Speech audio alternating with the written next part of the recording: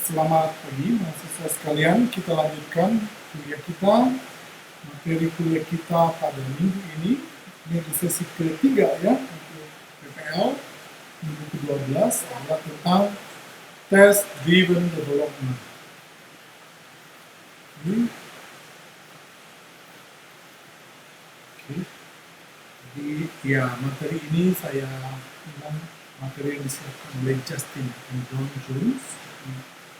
Ini saya akan menjelaskan apa yang mereka sudah tuliskan, begitu ya. Dia akan kita bahas apa itu TDD.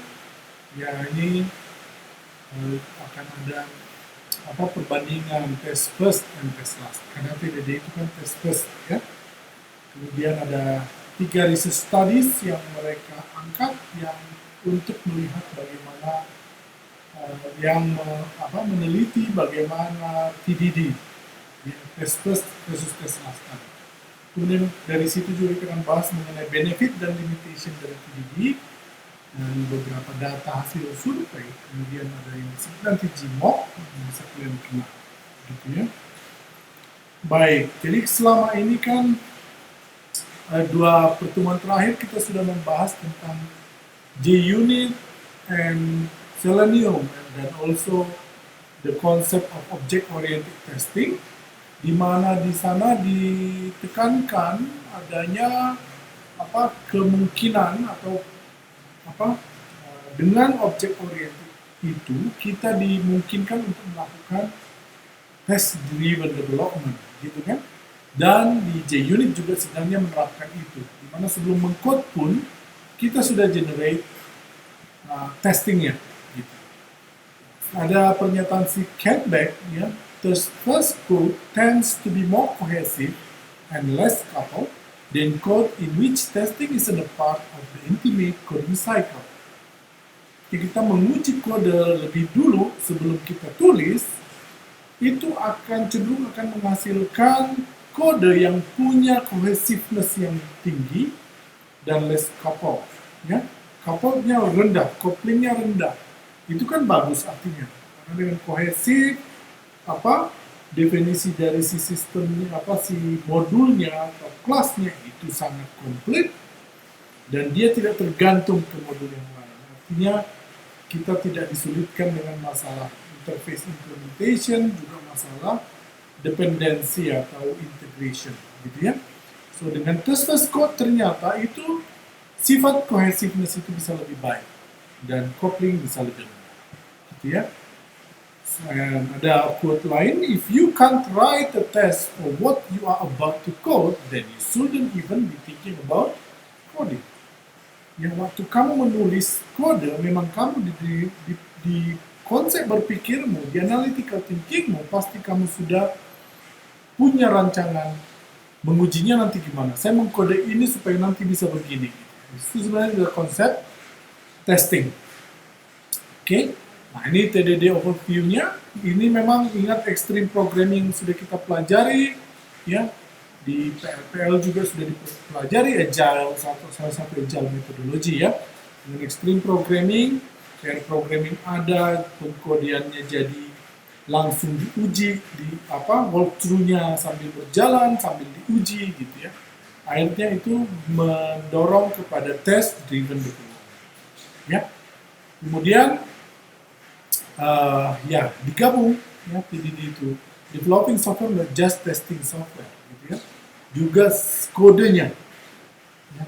Kualitas code itu penting ya, nanti kalian akan belajar lebih detail lagi di software quality assurance ya.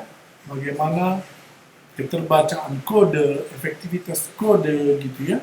Sebenarnya saya bisa mengkode 10.000 line of code. Lebih bagus mana dibanding untuk solusi yang sama saya bisa 100 line of code. Tentu yang 100 ya. Karena dengan 100 ternyata bisa memberi solusi yang sama dengan 1000 code. Gitu. Effortnya akan lebih sedikit gitu ya. Jadi itu. Kemudian seperti extreme programming, agile metodologi pada umumnya, TDD itu juga akan mendukung short iteration. Ya. Jadi memang kodenya pun sudah dipecah-pecah gitu ya, sehingga kita bisa fokus kepada satu kelas atau modul tertentu, unit tertentu, ya. Jadi unit testing itu langsung kita bangun dulu sebelum kita mengkode. Okay. How it works? Ya, buat tes, ya. Ada sudah punya kita use case dari hasil analisis, ada user stories yang lengkap, sehingga harapan outputnya sudah ada, expected output sudah ada. Ya, so then kita langsung bisa menguji apakah harapan outputnya itu, expected outputnya itu sudah terpenuhi nanti dengan kode-kode itu, gitu ya. Nah, tentu kita harus memahami betul kode yang sedang kita ketik. Jadi, add a test by using user stories, run all tests, and see the new one fail gitu. Kemudian baru write some code. Ya, kita write code yang memang harus pass the test. Ya, jadi sudah terbayang ya bagaimana sebenarnya fail sudah bisa ditanggulangi sebelum kita mengcode. Ya, but ingat, no additional functionality should be included because it will be untested. Ya, karena tes sudah di depan. Ya, karena kita sudah membuat code berdasarkan tes, jangan saat mengcode kita tambahkan lagi fitur lain. Itu akan menyebabkan ada yang tidak diuji. Oke, kemudian biasanya itu akan otomatis ya. Ingat JUnit ya, udah dibuat assetnya dan sebagainya. Kemudian sambil di-compile, sambil di-run, pas test juga di-run. Ya. Oke. Kemudian ada refactoring nanti di sana pasti, karena kita kan sambil menguji mengcode. Jadi ada clean up the code, membuat code lebih terbaca, lebih bagus, gitu, lebih terstruktur dengan baik. Ya. Oke. Dan dengan mererun test tadi menjamin bahwa perbaikan code tadi tidak merusak apapun, gitu, menambah failure line, fault line. Ya. Ini yang berulang-ulang itu proses dalam TDD. Oke. Oke, nah dari situ kan kita bisa lihat sebelum mengcode saya mentes. Jadi ada test first di sana. Yang konvensional test last. Jadi kalau kita bandingkan bagaimana test first and test last, ya. Oke, sama-sama pick a piece of functionality ya, kita juga sudah memecah-mecah, gitu ya. Kemudian write a test that express a small task that fails, itu untuk test first. Ya, tapi untuk test last, write production code dulu that implements entire functionality. Ya, kalau di test first kita write a test untuk small task, baru kita write production code untuk yang sudah ada testnya tadi. Kemudian kita run all tests, reward code until all test pass, itu tadi ya langkah. Kalau di test last kan kita write production code untuk semua functionality, baru kita write test setelah kodenya semua selesai. Run all test, kemudian reward code until all test pass.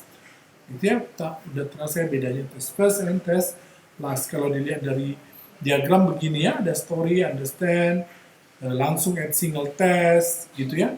Kemudian production code for the test, run all test, kalau pass langsung story complete, kalau fail dia rework lagi dan seterusnya. Kalau story lengkap dulu semua.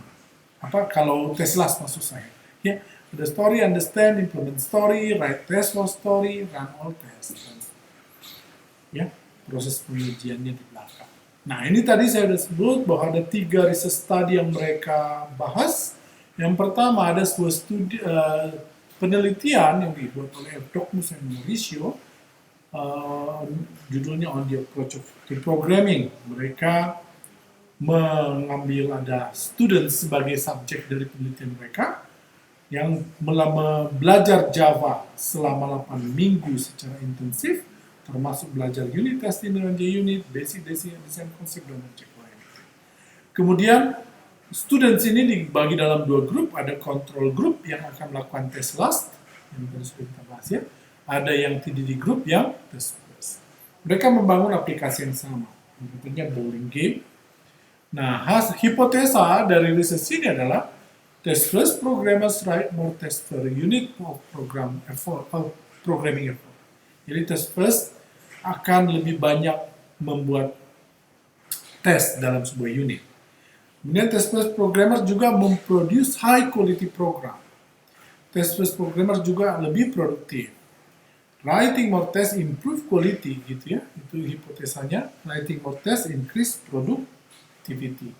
Nah, result dari penelitian itu untuk quality agak berbeda ya.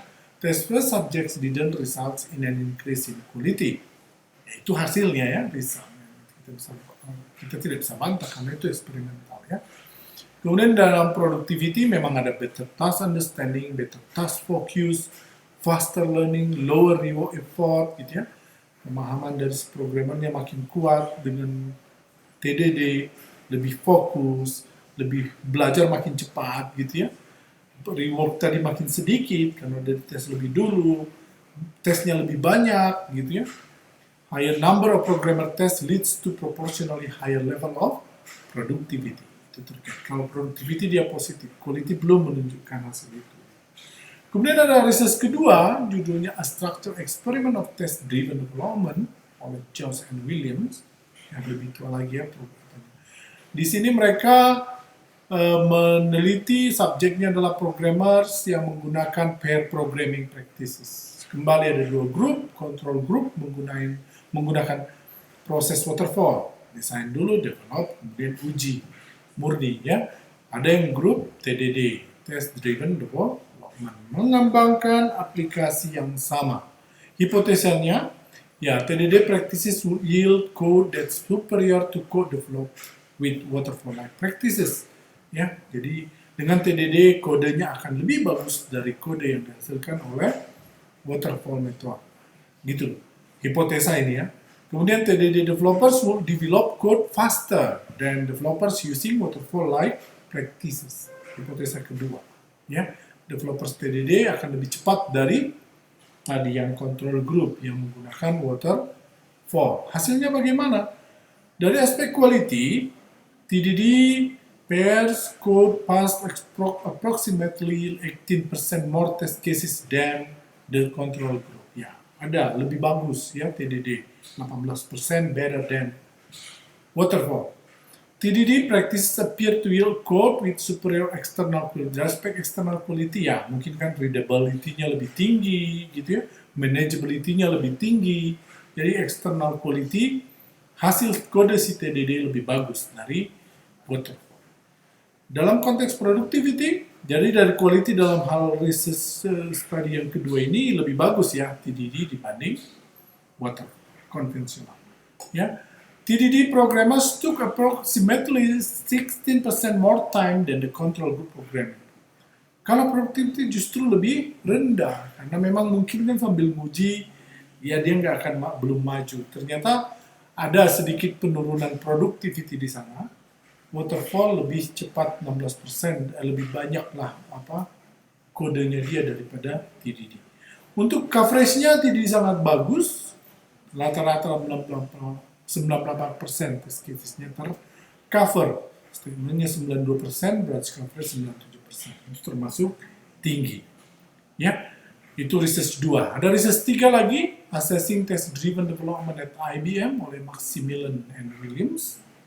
Lebih tua lagi ini background-nya adalah ada IBM Retail Store Solution, menyediakan Java Point of Sale, Java POS namanya.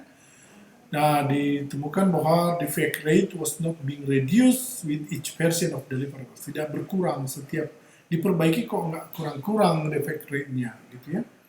The unit test process was not disciplined and was done as an afterthought. Ya, jadi setelah terjadi baru dilakukan pengujiannya. Jadi itu background-nya akhirnya IBM ingin mengukur bagaimana itu TDD bisa diterapkan, pengaruhnya terhadap defect rate, productivity, test frequency, design, dan integration. Ya, 80% of the important class were covered by automated unit testing itu ya di IBM-nya. Nah, apa temuannya? Defect rate memang TDD lebih kecil defect density-nya, artinya lebih kecil ya jumlah defect-nya lah ya dibandingkan line of code-nya. ada pengurangan sampai 50% dari 7 errors per 1000 line of code menjadi 3,7 error per 1000 line of code. Produktivitinya dengan TDD turun ya 400 line of code persen. Mungkin mirip dengan yang sebelumnya ya di study 2 karena dia harus mentes dulu, akhirnya jumlah line of code yang dihasilkan menjadi lebih rendah. Kemudian tapi tes frekuensinya 2500 automatic test, 400 interactive test ya. Jadi cukup banyak. Untuk konsep desainnya, TDD practice aided in producing a product that will be more easily incorporate late changes. Ya, ditemukan bahwa hasil desain dari TDD itu memang menghasilkan produk yang lebih mudah menangani perubahan. Gitu ya. Sedangkan untuk integration-nya perlu daily integration dan problem surface. Problemnya ditemukan lebih awal. Oke. Nah, dari situ kita memang tidak konsisten ya di ketiga penelitian, tapi ada beberapa hal yang perlu dilihat sebagai benefit dari TDD. Ada instant feedback ya. Dengan TDD, developers know instantly if new code works and if it interferes with existing code. Dia langsung bisa tahu apakah ada kode yang baru dia jalankan ini apakah merusak kode sebelumnya gitu kan, dan bisa langsung mengujinya gitu. Kemudian ini juga dengan TDD instant feedback tadi langsung kita tahu bagaimana kode bekerja dan bagaimana pengaruhnya. Juga better development practices, mengencourage the programmers to decompose the problem into manageable, formalize and programming tasks. Mendekomposisi problemnya itu, programmers akan terbantu dan termotivasi, dipaksa lah istilahnya untuk melakukan proses dekomposisi yang baik, gitu ya. Nah tadi dia harus melihat lebih untuk bisa menganalisis dan menguji, dia harus memahami betul sehingga dia tentu akan memecah-mecah, ya. Dan provide context in which low-level design decision are made. Jadi langsung ke desain sampai low level akan terbantu dengan adanya TDD. By focusing on writing only the code necessary to pass test, design can be cleaner. Ya, desain akan cleaner and clearer. Jadi dengan TDD perancangannya akan lebih bersih dari defect, juga akan lebih mudah dipahami dan dibahas. Kemudian untuk quality assurance benefitnya, having up-to-date test in place ensure a certain level of quality. Tentu ke quality harusnya, karena dia akan up-to-date kan, setiap bikin code, bikin test gitu ya. Atau bahkan sebelum bikin code, bikin test. Itu tesnya akan selalu up-to-date, akan sesuai dengan code yang sedang dibangun. Tentu itu akan membantu menjamin kualitas. Kemudian enables continuous regression testing. Ingat, regression testing adalah kalau nanti softwarenya berubah. Tadi karena software berubah kita harus uji, kita langsung proses testing gitu kan, sehingga dia sifatnya continuous. TDD enables continuous regression testing. TDD juga mendrive programmers to write code that is automatically testable tadi ya. Jadi dia harus menjamin bahwa kodenya bisa dites karena dia sudah merancang kode itu lewat skenario test ya. Itu benefit dari TDD juga. Whenever a software defect is found, unit test cases are added to the test suite prior to fixing the code. Ya, jadi setiap ada defect, test case yang ada di kode itu sudah langsung kita anggap itu bagus gitu kan. Jadi harus masuk dulu test suite, kemudian bagusin kodenya. Karena kita akan gunakan lagi nanti untuk menguji selanjutnya. Kemudian benefit berikutnya adalah lower rework effort. Kita tidak perlu mengulang-ulang pekerjaan, itu terlalu banyak karena terlalu besar upayanya gitu ya. Karena tadi memang didekompos lebih kecil, kita udah jamin lewat suatu pengujian sehingga kalaupun ada permasalahan, kita mengulangi code-nya itu lebih mudah. Ya.